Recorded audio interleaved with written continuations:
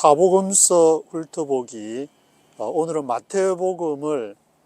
한번 훑어보도록 하겠습니다. No problem. 여기가 지금 포트 토튼 파크인데, 조금 전에 낚시하시는 분 지나가면서 미안하다고 얘기를 하시는데, 지금 이제 시간이 3시 반 정도 되어 가지고 한두 시간 있어야 이제 해가 질 것 같은데, 뒤에 보이는 배경은 스로스넥 브릿지가 보이고 있습니다. 이 크로스 파크웨이를 타고 이제 브롱스랑 연결되는 다리라고 할 수 있는데, 뭐 뉴저지로 가든지 브롱스로 가든지 이제 95번을 탈 수 있는 그 스로스넥 브릿지, 가끔씩 공원에 여기 오는 곳인데, 여기 돌로 이렇게 쭉 쌓아놓은 곳은 처음으로 제가 와봤는데, 이 자연, 하나님이 만드신 자연 속에서 또 우리 신앙의 선배님들이 쓰신 사복음서를 훑어보게 되니까 저도 너무 감개무량하고, 같이 어제가 추수감사절이었는데 감사절의 기쁜 마음을 전해드리면서 마태복음, 마가, 누가, 요한을 이렇게 사복음서라고 합니다. 그런데 우리는 보통 이제 교회에서 마태는 마태가 쓰고 마가는 마가가 기록하고 누가, 요한 이렇게 각각 저자가 기록한 걸로 알고 있지만, 그 저자는 확실한 것은 아니다. 얘기를 들어보면은 확실한 것은 아니지만 우리는 그렇게 알고 있지만, 그 저자가 누구냐가 제가 보기에는 뭐 그렇게 중요한 건 아닌 것 같고, 또 시기에 관해서도 그 하마성경의 정은수 집사님 그걸 제가 2번 들었는데, 그 마태복음을 들어보니까 이제 마가복음이 가장 먼저 써졌다. 통상적으로 이제 다 그렇게 있는데, 그래도 사복음서에 관련한 책을 읽어보면은 그 문제도 이제 얘기하는 학자들마다 시기도 이제 조금씩 다른 것 같고, 그래서 이제 저는 마가복음이 먼저 쓰였다고 물론 그렇게 생각을 하지만, 왜냐하면은 마태복음하고 마가복음이 서로 겹치는 부분이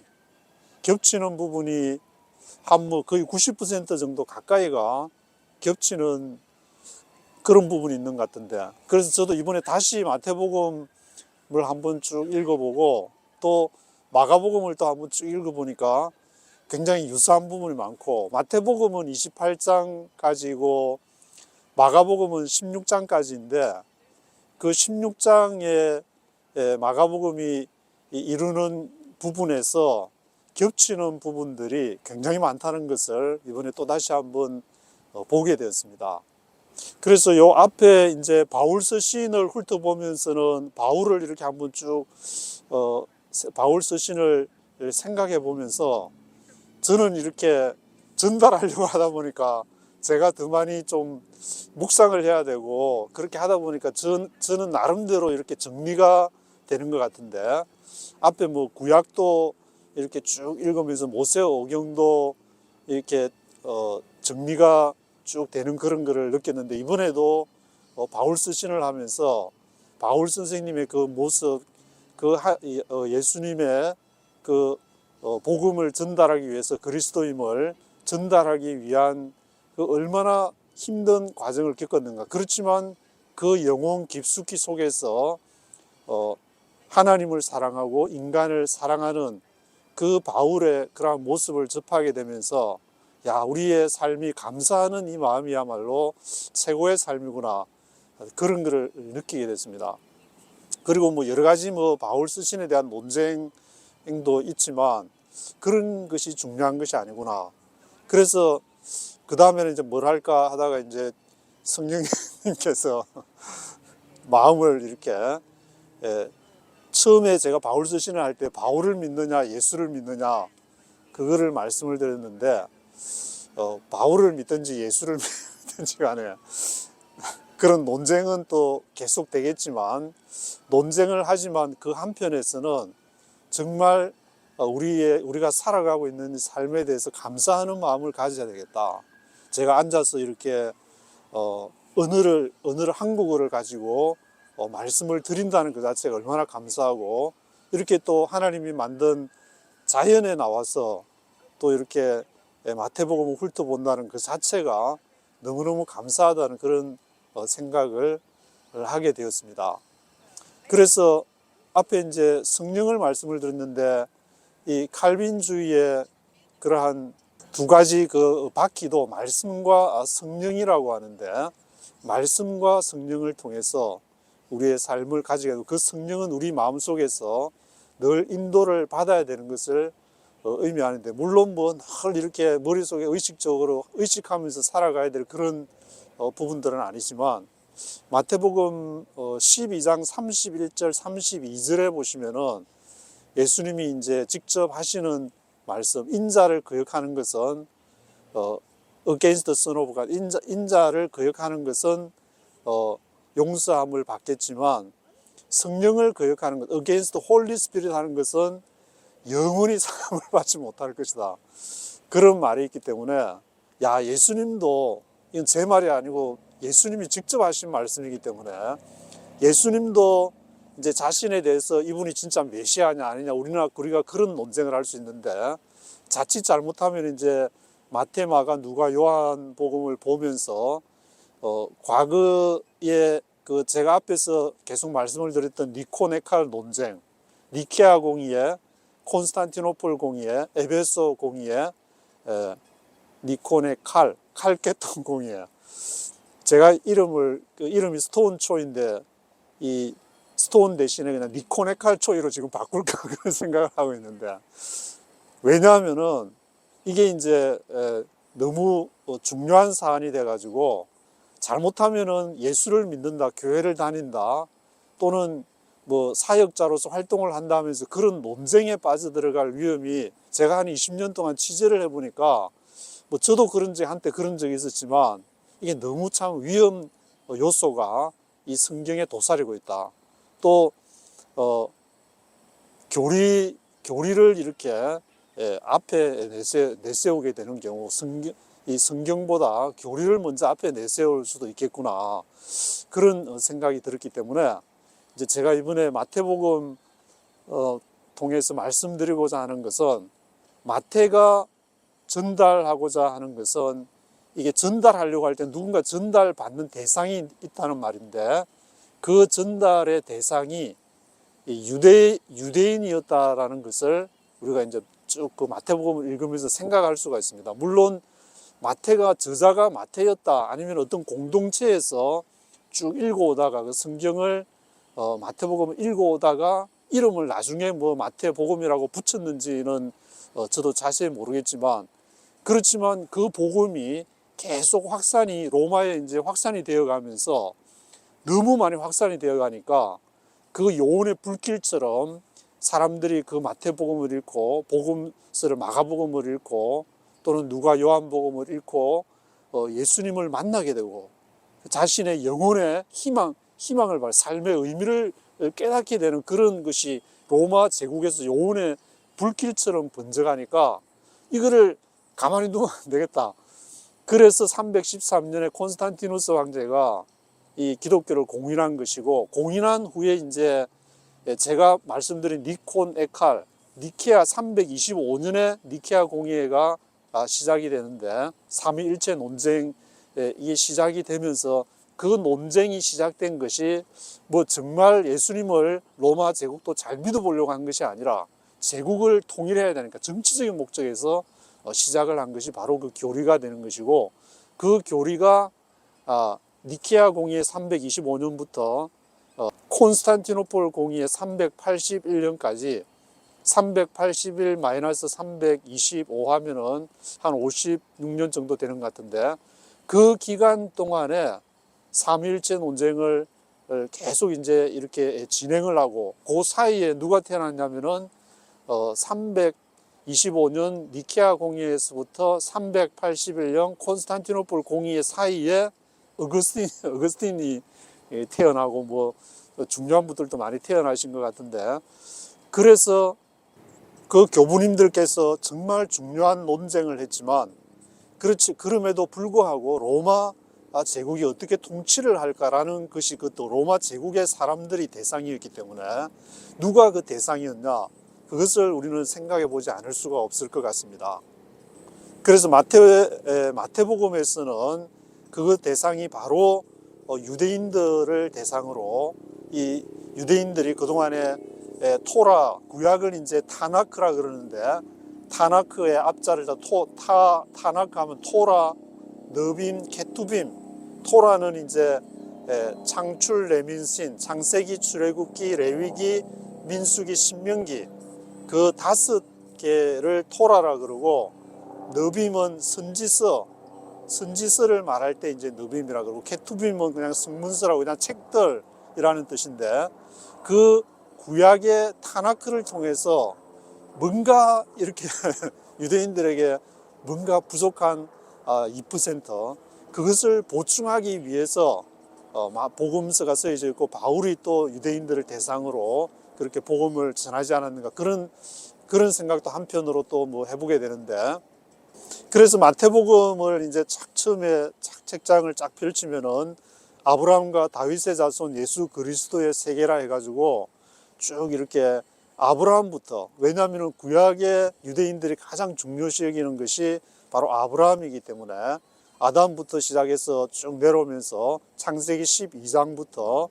아브라함이 갈대아 우르를 떠나서 하나님을 만나는,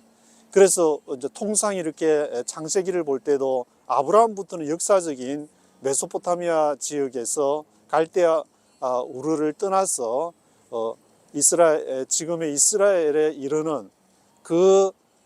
그때까지의 이제 여정 속에서 벌어지는 갖가지 일들, 이집트로 내려갔다가 다시 또 올라갔다가 하는 그러한 과정들이 창세기에서 보여지고 있습니다. 그래서 족보부터 시작을 하는 이유는 유대인들이 그렇게 이제 그 지니알로지를, 족보를 중요시 여기기 때문에 바울도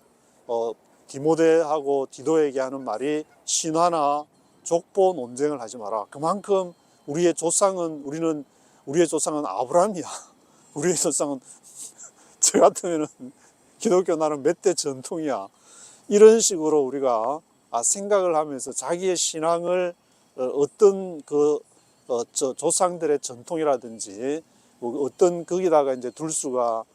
있을 경우가 있는데, 마태는 이제 그런 것을 시작해가지고 어떻게 쭉 전개를 하는지를 마태복음부터 이제 쭉 읽어가면은 예수 그리스도의 이제 탄생으로부터 시작을 해서 여러 가지 이 사항들을, 하나님의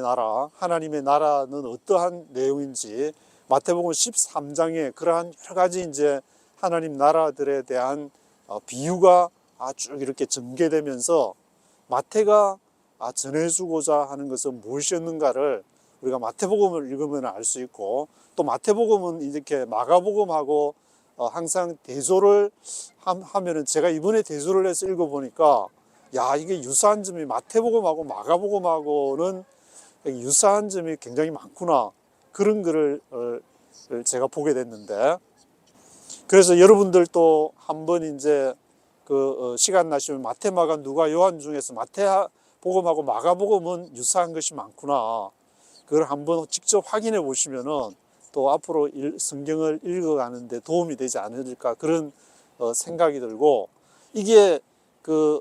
누가복음, 마태, 마가는 비슷한 점이 있지만 누가복음은 이렇게 독자적으로 누가복음에만 있는 내용이 이제 마태, 마가, 누가, 요한 사복음서를 두고 생각하면 한 60% 된다고 그럽니다. 그리고 요한복음은 요한복음에만 올리 이제 요한복음에만 있는 그 내용이 거의 한 90% 이상이 된다고 그러니까, 요한복음은 이제 나중에 기록이 돼가지고 한 AD 90년, 100년 정도라고 얘기를 하는데, 나중에 씌어진 것이 틀림이었구나. 왜냐하면 이 복음서가 다 정리가 되고 나서 그 이후에 맨 마지막으로 요한복음이 이제 씌어지게 된 것이니까. 그래서 이 요한복음을 비롯해서 서로 다른 것이 좀 다른 부분이 있더라도 그 마태의 뭐 저자가 누구냐, 시기가 어떻게 되냐, 또 왜 이렇게 서로가 다르냐. 예를 들면 마태복음에서는 나귀와 나귀 새끼를 타고 예루살렘에서는 2마리 나귀가 나오는데 다른 복음서는 1마리만 나오기 때문에 왜 여기는 1마리고 왜 여기는 2마리냐, 그런 상이한 부분들이 꽤 있는데, 그런 걸 따지기보다 정말 전달하려고 할 것이 이 사복음서를 통해서 무엇이었을까, 그거를 한번 생각해 보는 것이 더욱더 우리의 신앙과 영혼에 더 유익하지 않을까, 그런 생각을 해보게 됩니다. 그래서 제가 이번 주에 이제 계속 이렇게 칼빈 그 기독교 강의도 좀 듣고, 또 웨스트민스터 강의도 지금 듣고 있는 중이고, 그 문병호 교수님 뭐 강의를 총신대학원의 이제 신학대학원에서 조직신학을 하신다고 그러는데, 그걸 쭉 들으면서 다시 한번 그 칼빈의 중요성에 대해서 생각을 해보게 됐습니다. 왜냐하면 칼빈 하면은 그 칼빈이 이제 예정론을 알미니안하고 논쟁하는 그런 것을 많이 떠올리게 되지만, 이제 실제로 이렇게 칼빈이라는 사람은 그 당시에 여러 사람들이 있었지만, 그동안의 중세 시대에 가톨릭이 이제 앞에 제가 말씀드린 니콘 에칼, 니케아 공의에서부터 칼케톤 공의에 이르는 그런 논쟁을 해오면서 1000년을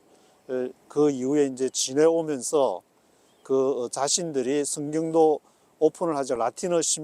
일부의 신부들만 이제 알게 되는 그런 그 1000년을 해먹은 것을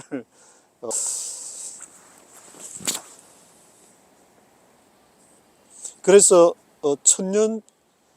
동안 이렇게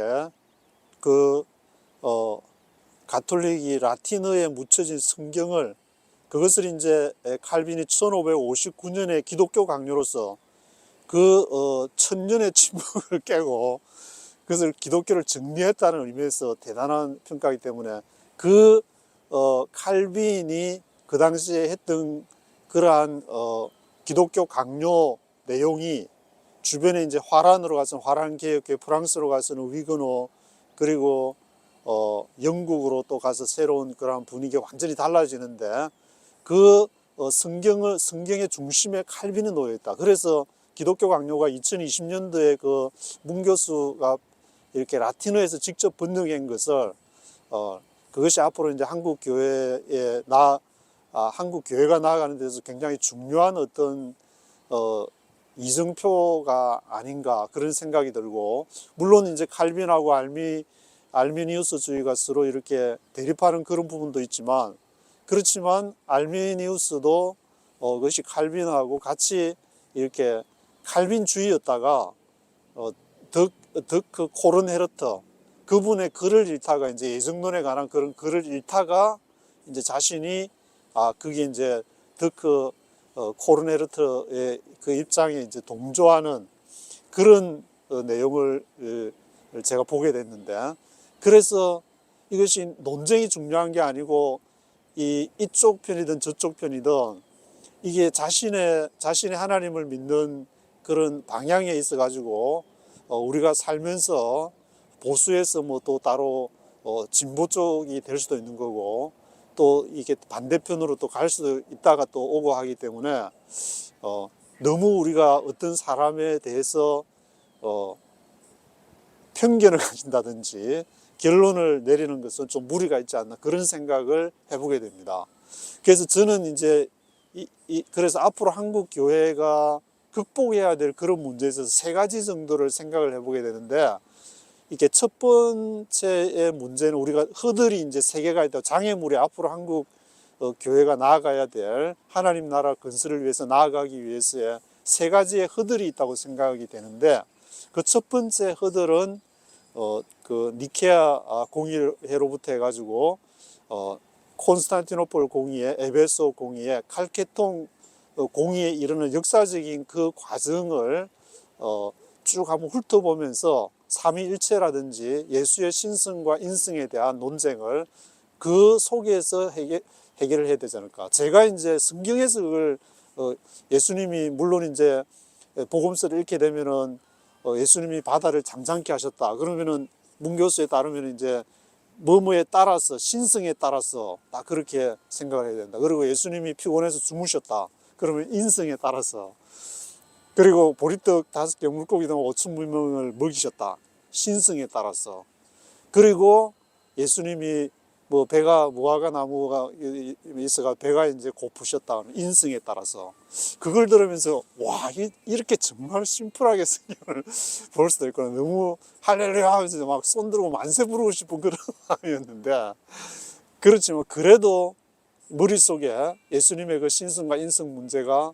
그래도 왜 남아 있다면은 이 니케아 공회에서부터 역사를 어릴 때에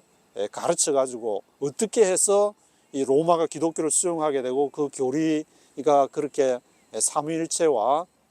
신성과 인성에 대한 예수님의 신성과 인성 논쟁이 있었는지를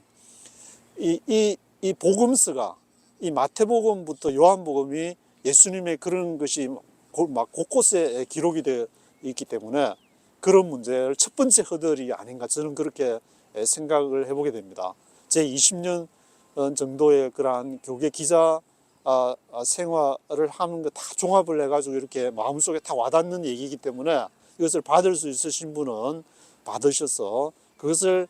자신의 자녀들이나 또 사랑하는 사람들에게 그것을 같이 나누면은 그 문제를 바라보는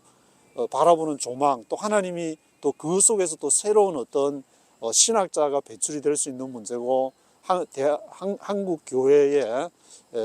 또 어떤 역할의 새로운 조명이 될 수도 있을 것이라는 생각이 들게 되고,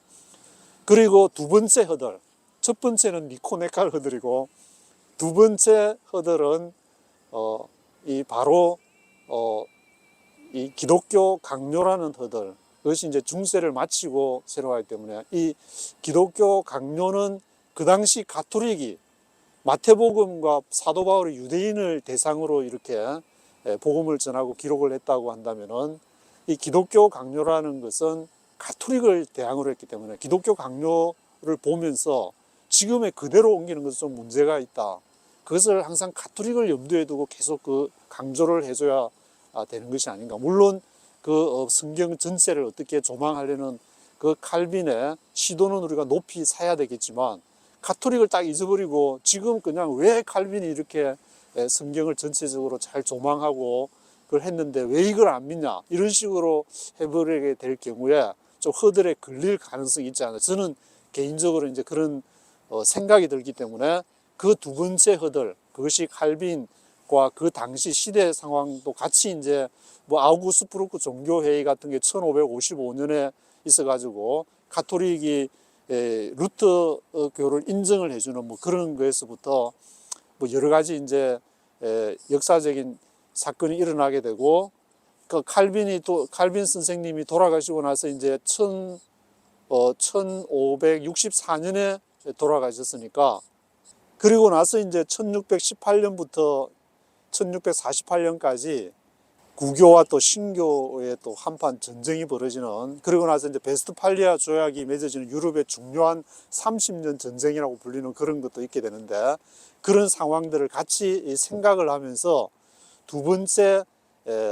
칼빈의 기독교 강요 그 허들을 이렇게 잘 넘어가야 되지 않을까. 그 사이에는 물론 칼빈의 이제 예정론을 비롯해서 알미니안 논쟁, 그런 여러 가지 논쟁과 프랑스 화란, 또 영국의 그런 종교 변화가 거기에 깔려 있기 때문에 그런 두 번째 허들. 그리고 세 번째 허들은 이제 제가 한국에서 1992년도에 10월달 그 이장님의 이제 그 종말론을 그때 이제 밤샘 취재를 하게 되었는데, 그 이후에 미국에 와서 보니까 이 굉장히 생각하는 것보다 종말론에 너무 많이 교회가 그게 많이 이렇게 빠져 있다는 생각을 갖게 되고, 지금도 보면 이제 뭐 요한계시록 등을 통해서 종말론으로 이렇게 해석이 이렇게 가서 세상도 막 어지럽고, 러시아 우크라이나 전쟁, 또 최근에 일어난 이스라엘 하마스 전쟁, 또 막 대만이 또 이렇게 위험하다 한반도부터 해가지고 그런 위태로운 얘기들, 또 거기다가 이제 경제가 안 좋아지고 하니까 막 종말론이 또 부각이 되는데, 그런 것도 극복을 해줘야 되지 않을까. 그 허들을 종말론에 관한 그 허들을 이제 다니엘서로부터 해가지고 요한계시록 등등에 이르는 그런 문제들, 예수님께서도 물론 마태복음 24장에서 그 예루살렘 성전을 보면서 제자들이 자랑하는 것을 보면서 앞으로 이 성전이 어떻게 된다는 그 얘기를 했는데, 그 예수님의 그러한 말씀과 더불어서 한국교회가 이 종말론 문제를 어떻게 끌고 가야 될 것인가, 그런 세 가지의 이제 허들이 정확하게 저한테 와닿았기 때문에, 그런 문제를 앞으로 이제 저도 그런 문제를 같이 기도하고 묵상하면서 나아갈 것이고, 또 같이 또 이렇게 동지가 계시면은 같이 기도하면은 좋지 않을까, 그런 생각을 이 아름다운 주님이 주신 자연에 나와가지고 같이 이렇게 생각을 해보게 됩니다. 이 아름다운 자연을 바라보면서 그거를 누리고 즐기고 해야 되는데, 또 그렇지 못하고 항상 그러한 갈등, 종말론의 문제라든지 또 예수님의 신성과 인성에 대한 문제라든지, 또 막 예정론에 뭐 알미니안주의가 옳으냐 칼빈주의가 옳으냐 뭐 그런 논쟁에 너무 이렇게 너무 빠져드는 경우에 별로 하나님이 원하시지 않는 것이 아닌가, 원하는 것이 아닌 것 같은데, 그래서 그런 세 가지 문제들을 제가 이번 주에 생각이 들었기 때문에 말씀을 드리고, 마태복음과 일단 마가복음에 대한 마태복음 훑어보기라고 말씀을 드렸지만, 저도 또 이제 다음에 또 여러분 뵐 때까지 마태복음과 마가복음을 또 같이 한번 묵상, 두 개를 이번 주에 읽어보니까, 마가복음은 바로 예수님의 사역하는 것부터 시작했으니까 내용은 이제 16장 되지만, 마태복음은 예수님의 탄생부터 족보부터 시작을 해가지고 28장인데, 마가복음은 16장이지만 그 두 가지를 같이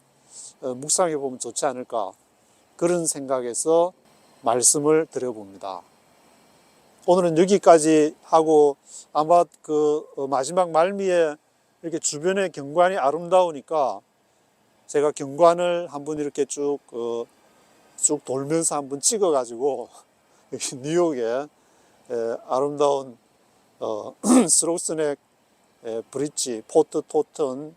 파크의 모습을 한번 보여드리도록 하겠습니다. 오늘은